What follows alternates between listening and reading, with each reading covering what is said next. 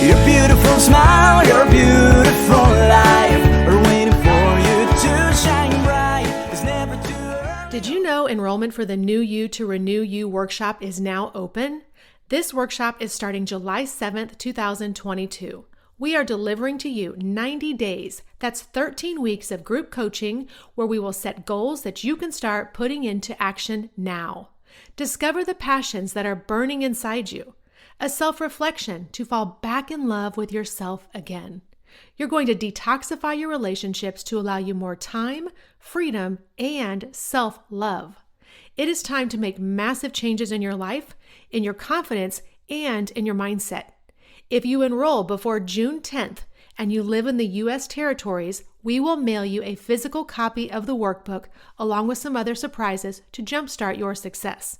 This program has limited spots, and once it is full, the doors will close.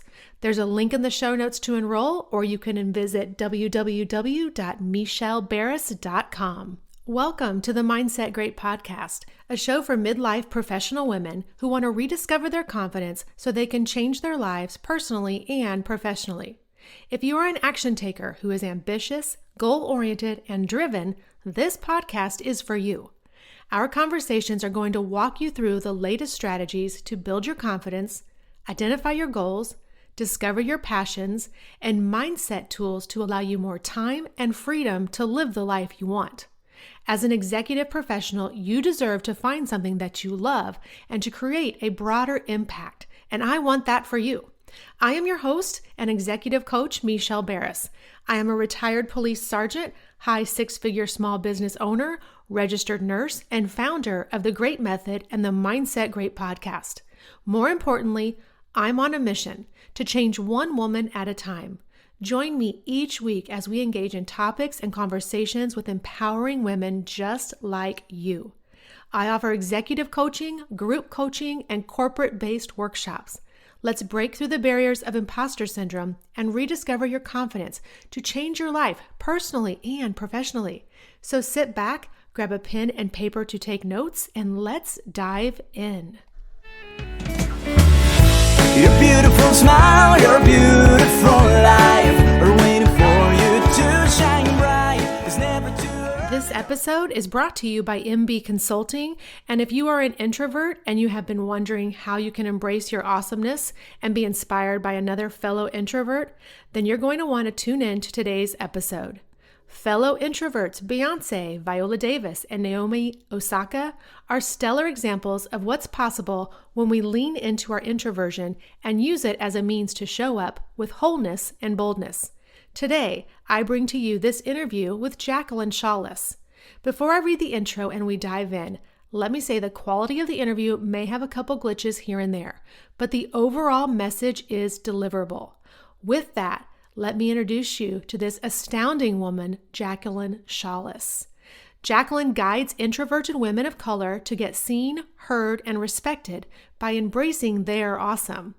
As an intersectional introvert, her challenging yet accomplished upbringing birthed an international speaker, global best-selling author, and advisor to top executives, all while honoring her introversion.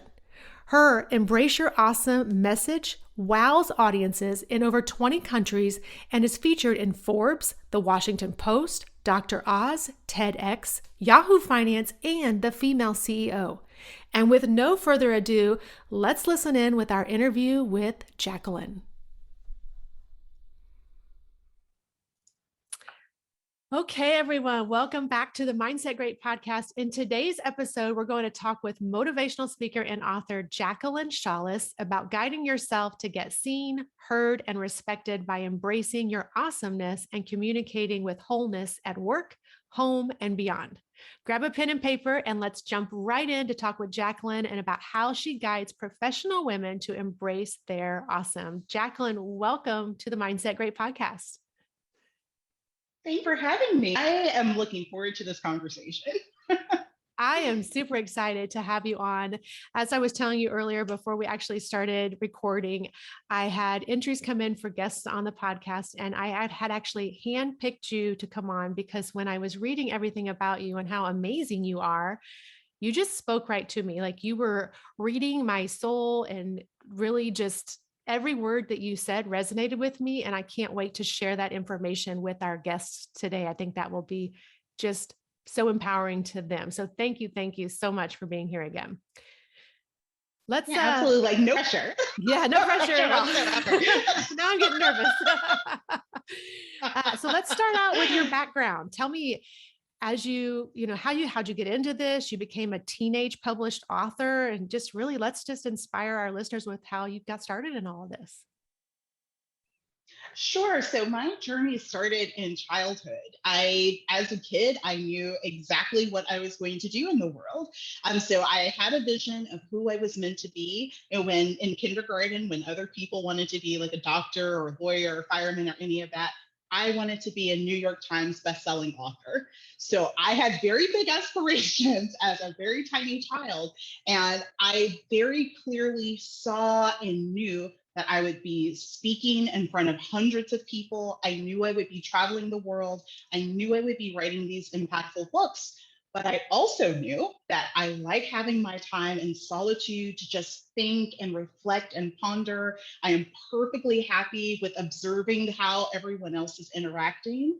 And the challenge for me was how to connect these two. Like everything around me pointed to, if you're going to do these things that you're saying you want to do, there's no way that you can be the person that you are. Either you're going to be this big personality that's on stages who has to be loud and audacious and has to be like kind of front and center of everything, or you can be the quiet kind of person in solitude that's reflective, but you're not going to be on those stages doing all of these other things. But I recognize both of these can be true. I just didn't know how. I mean, I'm a kid. How would I know how? And so it was over time and over kind of testing the waters, I came to see how these two things could be true. And the place where I got to test that out was actually in high school. I was recruited by a debate coach to come to a completely different school. And she hounded me for months. Like every time I would see her, like once or twice a month, she had faith in me and had faith in not even knowing what my dreams were. She saw a potential in me that aligned with the vision I had for myself.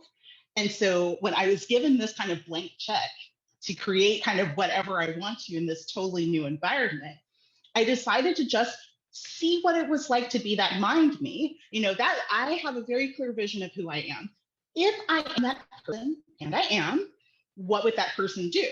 Like if I'm going to be on stages, interacting and talking to all of these people, I need to be on stages. So the introvert is going to audition for the lead in the school play. The introvert is going to be on television. If I'm going to be this big writer, I need to let people see my work. So here I go, submitting my work for publication. Terrifying. Didn't know how it would work out. No clue whatsoever. But being in that space of, I know who I am and I know who I can be, but I also know that these two things must be there together because that's who I am. I'm both reflective and I'm powerful when I'm on stages. And so it was testing the waters. Everything else came from that. Absolutely everything else in my life to this day, to this very conversation, I can trace back to that decision to be the person I envisioned for myself. And everything else just kind of stumbled upon. I love it. I love it. I think that it's empowering to know that you knew at a young age what you wanted and you went for it. And not only did you go for it, you did it. A true testament that you did it. I think that's awesome. So how do you get Absolutely. started, or how do you It's one of the, go ahead? go ahead. Well, I was going to say, I think you were going to ask like how I got started, and that's actually what I was about to say. So perfect.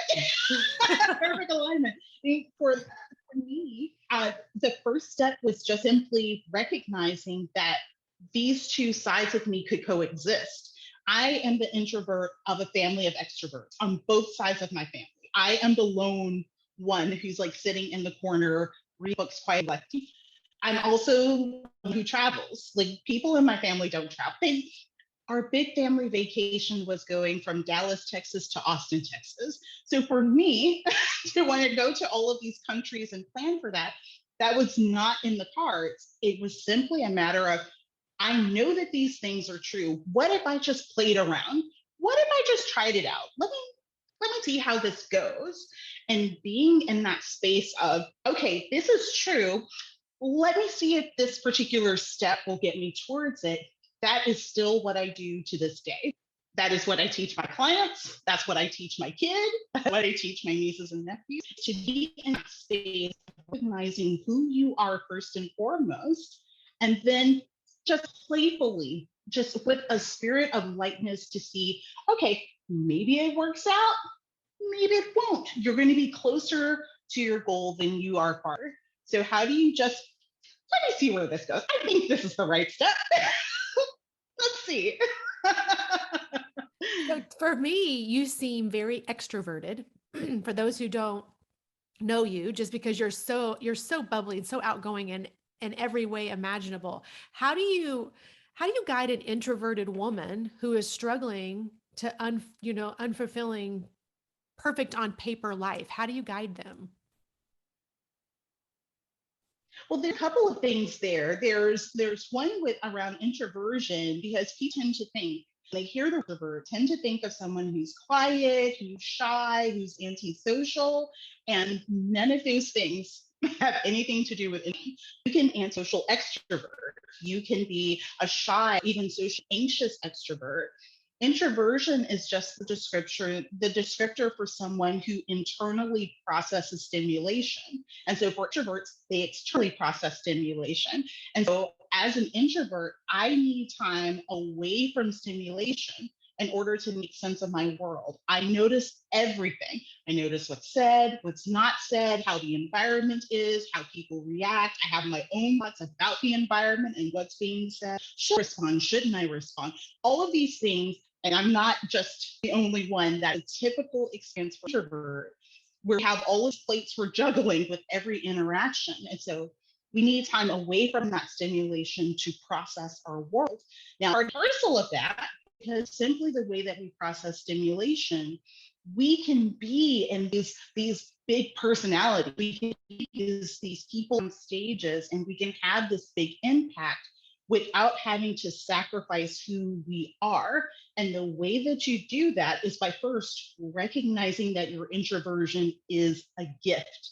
It is not something for you to fix. It's not something to overcome. It's not something to pretend you don't have, which is all of that's the conventional wisdom. I mean, if you want to be successful, just stop being an introvert. Like, you need to be more extroverted. Get out of your shell.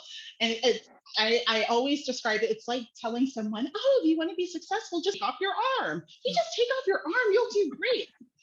That makes no sense.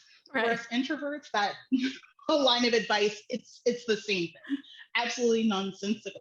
And so when you recognize that your introversion, first and foremost, is a gift, and it's inviting you to live deeply and to impact greatly. Now, oh, okay, if this is a gift, what can I do with this gift? How can I leverage that? And part of that, once you recognize that this is a gift, take those things that are your talents, your gifts, your knowledge, your expertise, and hone that into spaces where you can really shine. You don't have to be the big personality that's on the stage and traveling the world, but you also don't have to take that off of your plate and off of your list, because you do need to internally process. One has nothing to do with the other. You can be both, and you can be both simultaneously, but it takes being very intentional about who you are and how you want to show up in the world. I love that. I am one who always preaches, let's work on your strengths and get better versus focusing on weaknesses and becoming mediocre. Really find those strengths and honing in, like you said, and capitalizing on those. I think that's great. So see, you speak my language always. You're always right there speaking my language. Yes.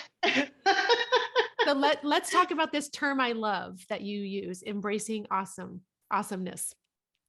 How did this come about? And tell me more about this. Well, embracing your awesome is something that it came as a divine download. I was in a place where my life was, as I described it, it was perfect on paper. I was married. I had just had a sweet little baby. I had the perfect job, little corner office. I was working at an investment bank. I moved to New York with like everything that people think of as the trappings of success, like tick, tick, tick. I had all of these things. I was miserable, like absolutely miserable. And I felt bad about feeling miserable because I had all of the things you're supposed to have to be successful. And now I'm just an ingrate because I'm dying in this whole thing. And part of it was because I was trying to fit in ways that were not me. My big time job was being behind a computer and interacting with people just through spreadsheets and things like this. That's not me. I don't want to do that. Can you imagine this personality just being quiet and like all of this energy? Uh, just doing project management or just doing like spreadsheets and such. And so it was this disconnect because I had this big life that should have ticked off all the boxes and didn't. And then I had an epiphany. I made a decision that I was going to leave my company. I was going to give myself a year so I could carefully have my plan in place. I could save up money. 2 weeks later, I was literally hit by a car. I was holding my baby. He was 2 years old then, as I was crossing the street, and a car slammed into us. He's fine. I'm fine. We're good. But it's like I just decided to do what I'm supposed to and honor my calling. And now I'm literally hit by a car.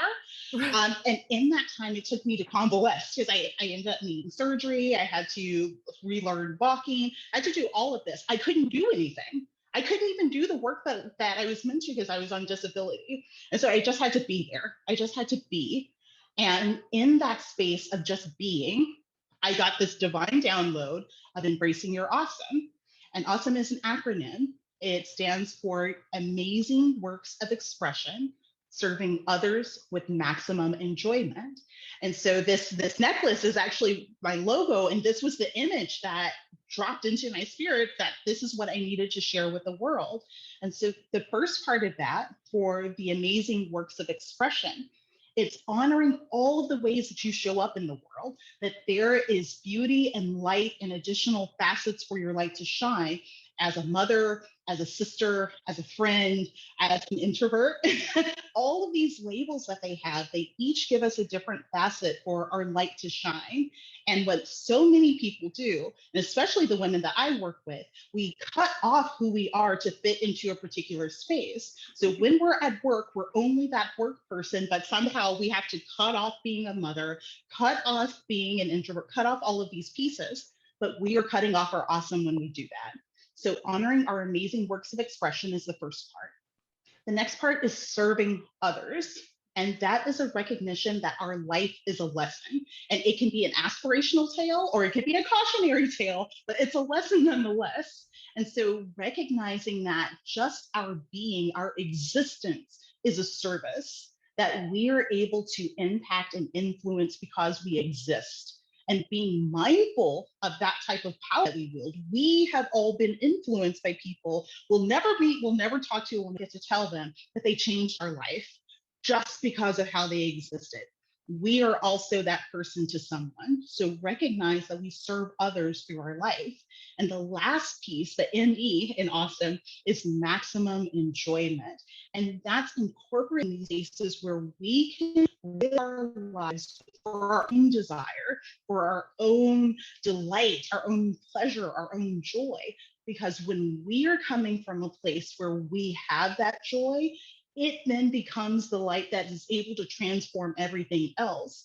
We've all experienced people who walk into a room and you don't have to interact with them, but things just feel like lighter, like you perk up. And there are some people who walk into a room, it's just like, you just, and everything just dead. That's where that joy, where you are incorporating these spaces for maximum enjoyment for your own sake and allowing that joy to then inform and amplify everything else. All of this came as I was convalescing and preparing and healing. all of this came to me. And so all of what I do, it started off with me having the life raft to me to Right. save me.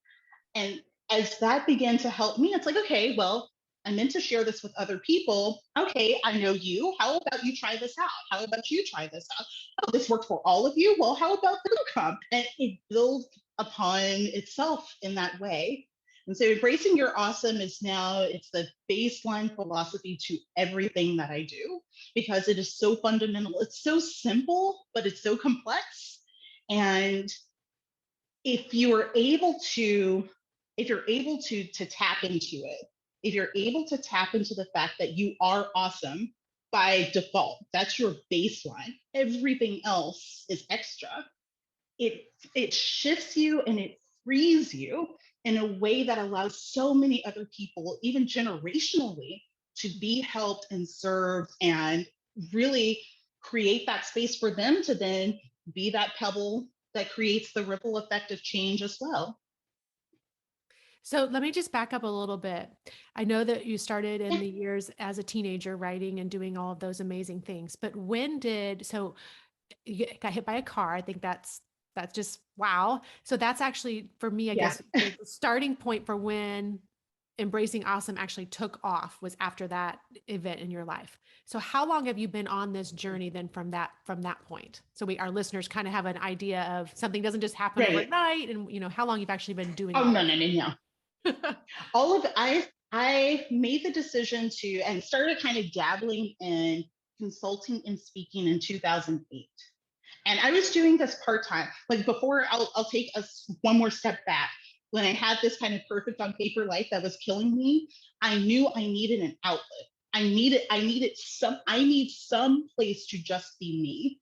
And so for me, just to have kind of that pressure valve released, that was in 2007. And I decided to join a Toastmasters group, which is a public speaking and leadership organization. Typically, that organization is for people who want to improve their language skills or their public speaking skills. I've been doing public speaking since I was like in double digits, but I needed a space where I could lean into those aspects of my speaking and training and teaching and get comfortable with being in front of small groups. Big groups are no problem. 5 people terrify me. So that's where it was just, I just need a pressure valve. I need to create that lane for me to use my skills because within my workplace, I didn't have the capacity to do it the way I wanted to. And so that was in 2007, 2008. I started Chance Consulting, which is now under the Embrace Awesome umbrella, if you will, and going to different organizations and giving talks on communication and personal leadership. And it's just, let me just test this out. Like I mentioned, let me just see how this goes. Let's see how this feels. And that took off and eventually led to me launching Awesome Enterprises in 2011, right before I got hit by a car.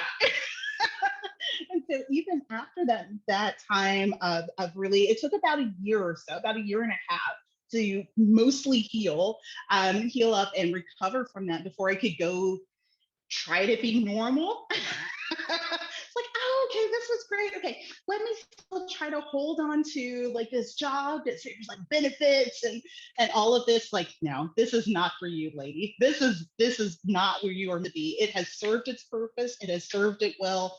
Get out of the nest and fly. And from 2000, late 2011, early 2012 onward, I've been full time with Awesome Enterprises. So all of these things that I've accomplished, it seems like it's been in like just this really short time. My very first big thing, which was publishing a book, was when I was 11.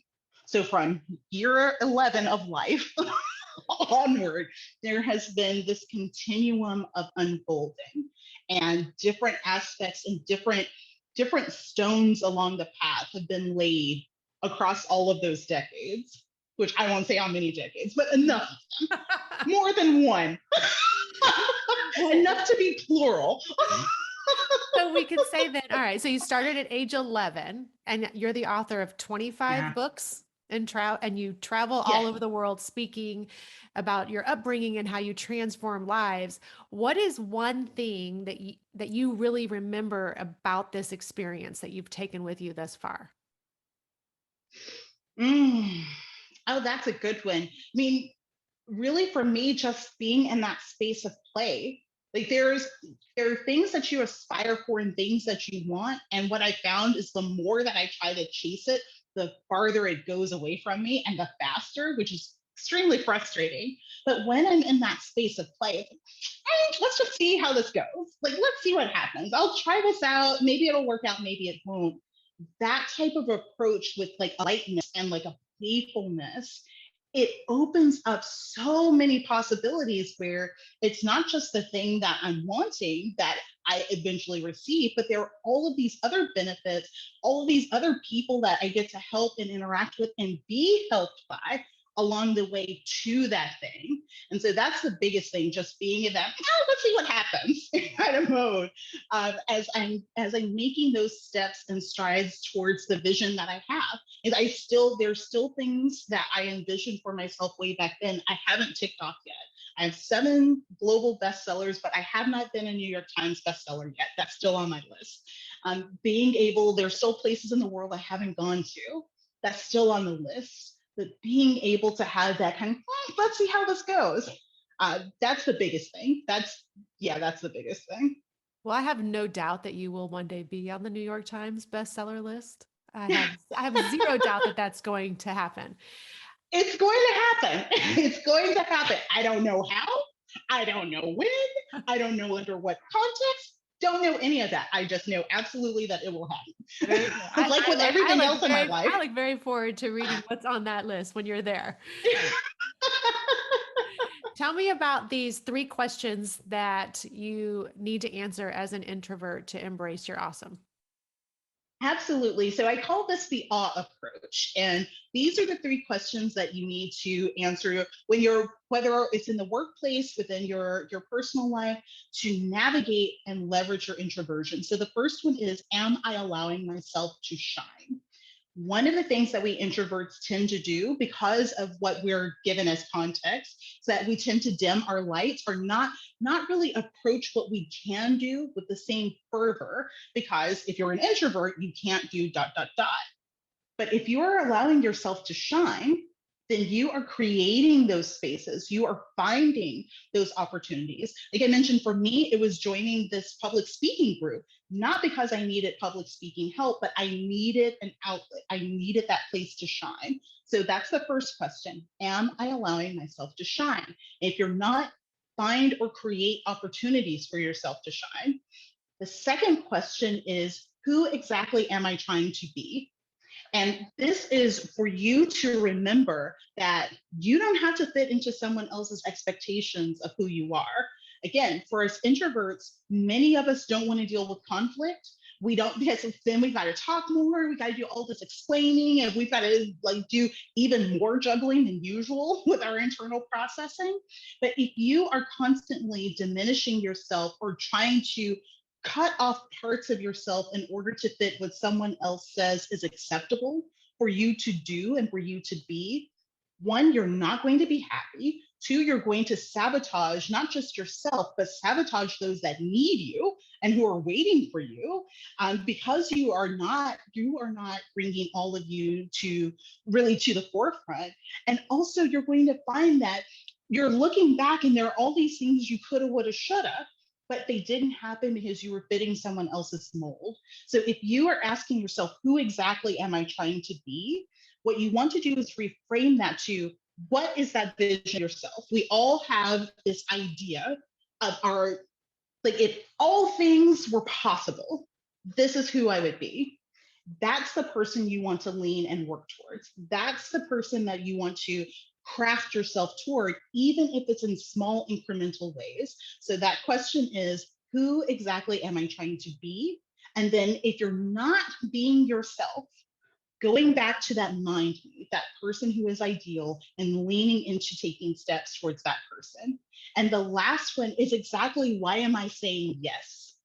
Another thing we introverts are great at, like, if I just say yes, will you stop talking to me? Will you leave me alone if I just agree to this? And that never works because you've taken on something you did not want to take on. And now you have to have people talk to you and engage with you because you said yes to this whole other thing. So asking yourself, why are you saying yes? That's at work, that's at home, that's even within your own beliefs and your own mind. Why are you saying yes to this? Is it because you really want this? Or is it because you feel your self imposed pressure to do this? You're people pleasing, or someone asked you to do it, so you've got to do it. Well, no. There are a great many things that don't need to be done. And the ones that do need to be done don't necessarily have to be done by you. One of our greatest gifts is being able to connect the dots and see all of the ways and resources and people who have different skills that can solve a problem. So when you're asking yourself exactly why am I saying yes, recognize, first of all, are you saying yes because it's a yes? Or are you saying yes because you're pressuring yourself into saying yes? And if you're pressuring yourself into saying yes, lean into your innate ability to connect these dots and pull resources and connect with people who are better suited for saying yes or a better way of approaching this task. But those are the three questions. That's the R approach, the AWE of aligning your introversion and leaning into that gift. I love that. So what advice would you give for a woman who is the say yes introvert? How do you guide them to start speaking up and maybe saying no or not now or something along those lines? How do they have that confidence to do that? Well, first you have to recognize you're doing it. You have to be aware. There were so many things that I didn't recognize I was taking on because I didn't want the pressure of letting people down. And I didn't want to have to deal with all of that. And as I became more aware of just practicing saying no, just say no. Start with something small. Like, do you want to go out for dinner? No. The end. Like that's the whole sentence. There's here. Right. Do you want this sample? No. So practicing these small no's, it helps to trigger that awareness. How are you feeling when you're saying no? Is it like jarring that you're turning down a sample or you're saying no to figure out where that is for you. How is that coming up for you? Once you have this awareness and you're thinking through, I say I'll get to a lot of things. What are the things that you say yes to that don't serve you? Sometimes we see this come up more in work. Sometimes we see this more in our personal relationships. Sometimes we see this within our own kind of mind space. Wherever you see it most, that you're wanting to focus on setting those boundaries. So those boundaries might, like I said, start off very small. Very, very small. If you start trying to say no to your boss, and that's mainly where you say yes, you are just going to freak out and then you're going to backtrack. And now you've set a poor example of integrity for yourself and for your boss. Like, oh yeah, you said no, but eventually said yes. I'll just keep piling stuff on you. You don't want that either. Right. And so having that awareness, asking yourself, where is that coming up most? And then just those incremental no's. And I think that a key thing with that too is not only is it no, but I know several women, and I in the past have been guilty of it myself, stopping at no and not justifying why I'm saying no. Just Yeah. no. I don't have to give a reason. It's just no. Nope. No is a full sentence. That is With a an full exclamation sentence. point or a And period. I'm going to tell you, yes, yes. When you say no, when you're first doing it, it's going to feel awful. Oh, yes. You are going to feel like the worst person in the world. Like, oh my gosh, I said no. Should I have said, I'll think about it? Should I have given? You're going to go through all of that. So let me know that. That's just part of the process. It's just like with anything that you do the first time and you're getting accustomed to. When you're first doing something that you don't know how to do or you haven't done before, it's awkward. It feels weird. You're questioning whether you're doing it right or not. Are you messing things up because you're not doing it? You're going to have all of those thoughts and feelings. That's perfectly normal. And also, you will still say no. Full stop. It's not wait until it's comfortable and then I'll say no. It's say no while I'm uncomfortable. And eventually, as I get accustomed to saying no and even setting those boundaries where no, I'm not doing it. This is a better person who's suited for it. No, I'm not doing it. This approach is not the best one. This is a better approach. That may be the way that your no eventually works out, but you need to practice just saying no. Start with something that's there's no pressure. There's no pressure if you tell the cat no. I mean, there kind of is because the cats, but there's no pressure to telling the cat no. Getting used to kind of building up that muscle and recognizing it's going to feel weird. It's going to feel, you're going to feel all the feels. It's okay. Still say no. Completely normal. I love it. So Yeah, tell me that's about, completely normal. so an empowered woman, an executive woman, a midlife professional woman listening right now who is just not wondering or is just wondering, what am I supposed to do now? How do I even start to challenge myself to take this new path that I can feel inside is calling me, that says, that I need to embrace my awesome? How do I do that? What are my first steps? Well, the first step is simply acknowledging, okay, I'm doing this. Like just that decision. Okay, I'm doing this. When I was first led down this path, I could feel something drawing me and I knew it was calling me. I had no idea what to call it. I don't know what this is. I don't know what's drawing. I just know that it is and I need to go this direction. So recognizing and acknowledging and deciding I'm going to take this path. And then the next step is to take imperfect action. If you get caught up in finding the exact right thing to do next, you will never do anything and you will overthink it all. And then you'll spend the next 10 years going over the same choices that you made that you should have made all of this other time because we're great at that. That's how our brains work as introverts. And so when you've made that decision to pursue this thing that doesn't have a name yet, feel into what is the next best step. So for me, when I was having that calling and I was being drawn, it's like I know this person who I am in my mind. I know my me is here, but I don't even know where to start. What if I just practice getting in front of people the way that I want to? Okay, so then the first step for that was me looking up where are places to talk to people. Then coming across Toastmasters International. I didn't know what this was. I never even heard of Toastmasters. They sell like appliances. Like, what is this thing? Like, I had no clue. I had absolutely no clue. But I knew that this calling me, this thing, was drawing me. I knew I needed to take something toward it. That was my sketch out how best to fit within that particular model of engagement, but it gave me an outlet to start making progress towards that vision of myself. And as I was taking this improved action, now the words started coming together. Now the vision began to coalesce and begin to have clarity. So as you're taking this imperfect action and you're taking the steps to this thing that's calling you're going to have more clarity as you walk, but you're not, if you're just standing still, you're not going to have clarity. You're just going to be there. And from I work with, they often, it's like, I know I need to take steps. I know I need to take action. I even know which of these different paths to take. Pulled in 5 different directions. There's all of this potential. For those women, I would say go back to those things. Think about like when you were, if not a child, then definitely when you were in your earlier years, like your adolescence. What are those things that just brought you joy? Mm-hmm. Or even now, what just brings you? You just think about it, and it just you feel warm, you feel light, and you feel invigorated. That's the direction you want to go towards.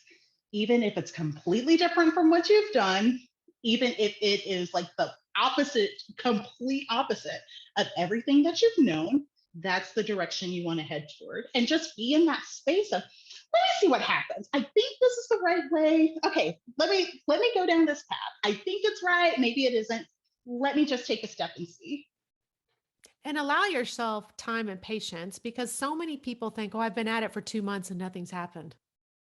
Oh, 2 months is, you know, Like, I didn't say you're not going to do anything in 2 months. You can do a lot in 2 months, but the challenge is that we expect that if we are on this path towards our calling, that we will instantaneously have this transformation or this big epiphany. It's like for entrepreneurs starting a business, like, oh, I started my business. Where are all the customers? I just started this. People are supposed to magically know that my store opened or my services are available.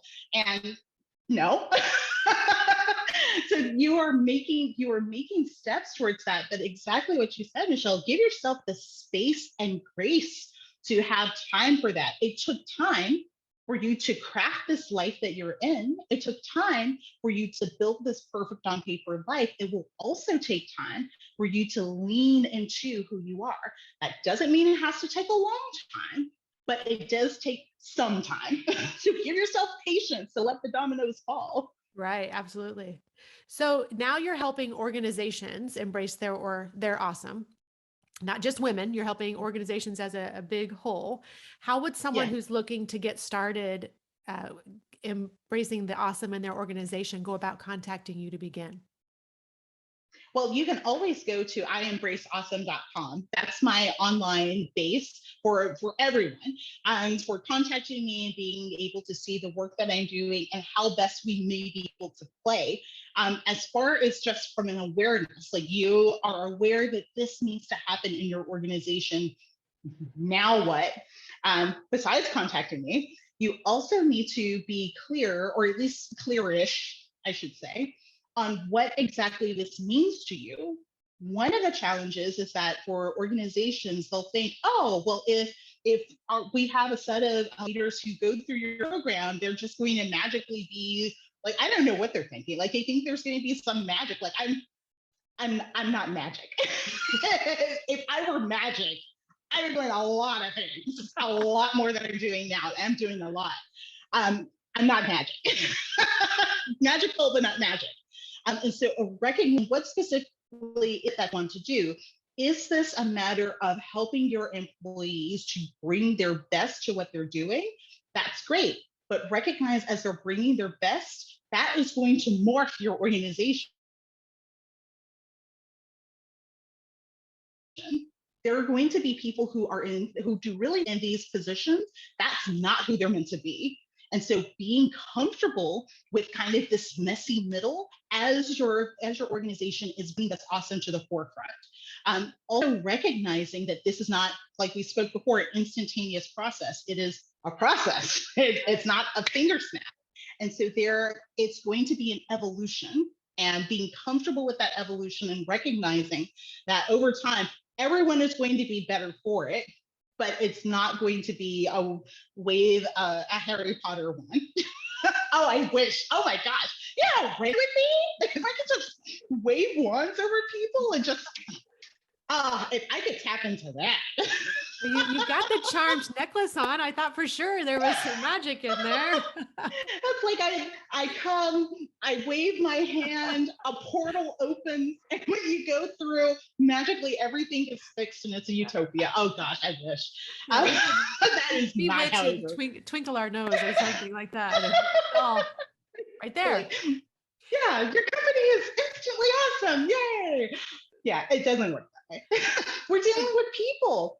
People are complex and we're multifaceted. And one of the frictions that happens, especially when someone is deciding, someone in an organization recognizes that there's so much potential, not just for the company, but for the employees within it to expand and to be able to serve at a higher level.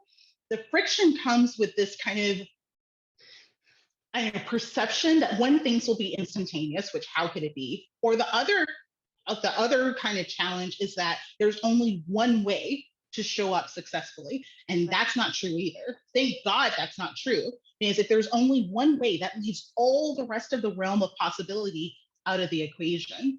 And so recognizing that as you're embracing your awesome from an organizational standpoint, there's so many ways, there's so many things to play and tease this out and to expand. And being in that place of expansion, it provides innovation. It provides ways for you to better show up for your clients and for your customers, to have services and products that are more impactful, for not just this immediate connection, but that go on longer term. And the people who are making it happen are better. They're better at work, they're better at home, they're better within themselves. And that also amplifies what the organization is able to do on a much broader scale than just exchange dollars or notoriety. Right. I love it. So tell me, what is one piece of information you want listeners to take away from our conversation today? If they have to remember one thing about Jacqueline, what is that? The one thing to remember is that your introversion is not a fix or an obstacle to overcome. It is an invitation for you to live deeply and impact greatly. Oh, I love that. You really have enlightened me in respect that when I think of introvert and extrovert, I think of outgoing and not so outgoing. I never really thought of it as the way that we process things. So maybe I'm a little more introverted than I thought. So That happens so often. I love that you brought I that. think I have a little more of that. Right. Because here I was like, oh, well, she's really resonating with me on a lot of levels here. So I want to thank you so much for coming and being a guest with us on the Mindset Great podcast. But I have one big question left for you. And that question is, what does empowerment mean to you? Empowerment is the ability for you to release yourself into joy and allow that joy to impact and shape everyone that you impact and influence. I love it. That is beautiful. I love it. So if our listeners want to keep the conversation going, I have a Facebook group that they can go join. It's called the Mindset Great Empowerment Coaching for Women, and we can continue the conversation there. Otherwise, Jacqueline, thank you so much for being on the show today. And in the future, I'm sure we will be reading your name on the New York Times bestseller list, not once, but twice or three times even, until you actually accomplish those. I believe that you will. And I wish you much success in all your life and everything that you have coming up. Thank you so much. This was a delight.